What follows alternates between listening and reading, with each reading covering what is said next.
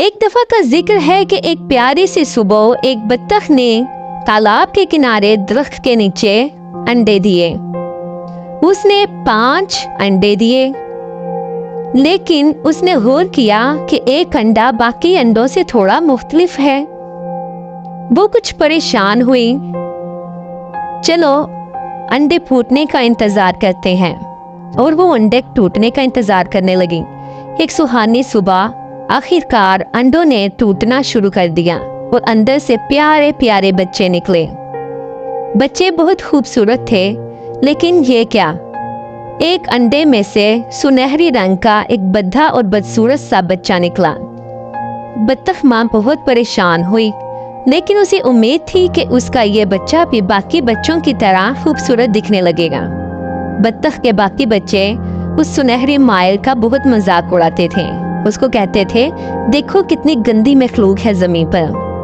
بطخ کا بچہ اپنے آپ کو ندی میں پانی میں دیکھتا تو بہت پریشان ہوتا، تو آخر اس نے اپنی فیملی کو چھوڑنے کا اور جنگل میں اکیلے کہیں دور جانے کا فیصلہ کیا۔ وہ تنہا ایک گھنے جنگل کی طرف چل پڑا۔ وہ تنہا جنگل میں گھومتا رہا۔ جلد ہی سردیاں آ گئیں اور ہر طرف برف ہی برف تھی۔ بطخ کا بچہ بہت پریشان تھا اور سردی سے کانپنے لگا۔ وہ کھانے کے لیے خوراک اور رہنے کے لیے گرم جگہ تلاش نہ کر سکا۔ وہ ایک بطخ کے خاندان کے پاس گیا، لیکن انہوں نے اس کو جھڑک کر نکال دیا۔ پھر وہ مرغی کے خاندان کے پاس گیا اس کے گھر رہنے کے لیے۔ اس کے بچوں نے اس کو چونچے مار مار کر بھگا دیا۔ راستے میں اس نے ایک کتا دیکھا۔ کتے نے اس کو دیکھا اور اپنے راستے چل پڑا۔ وہ سوچنے لگا میں کتنا بدا ہوں اور بدصورت ہوں، کتا بھی مجھے دیکھ کر کھانا پسند نہیں کرتا۔ بطخ کا بچہ بہت پریشان تھا اور دوبارہ سے وہ جنگل کی طرف چل پڑا۔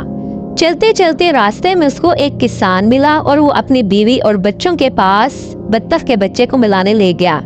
وہ بہت خوش ہوئے اس کو دیکھ کر، لیکن ان کے گھر ایک بلی کی وجہ سے اس کو پریشانی کا سامنا کرنا پڑا، تو جلد ہی اس نے کسان کا گھر بھی چھوڑ دیا۔ بہار دوبارہ سے آنے لگی اور ہر طرف سبزہ ہی سبزہ تھا۔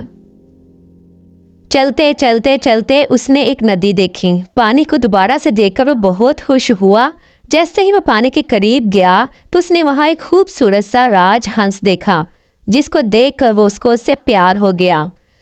بطخ کے بچے کو اپنے آپ پر شرمندگی تھی، اس نے اپنا سر جھکا لیا، اور جیسے ہی اس نے اپنا سر جھکایا اس نے پانی میں اپنے آپ کو دیکھا۔ اب وہ بدا اور بدصورت نہیں رہا تھا، بلکہ وہ تو ایک خوبصورت راج ہنس بن گیا تھا۔ اب اس کو سمجھ آئی کہ وہ اپنے بہن بھائیوں جیسا کیوں نہیں تھا، کیونکہ وہ ایک راج ہنس تھا۔ اس نے شادی کی اور ہنسی خوشی رہنے لگا۔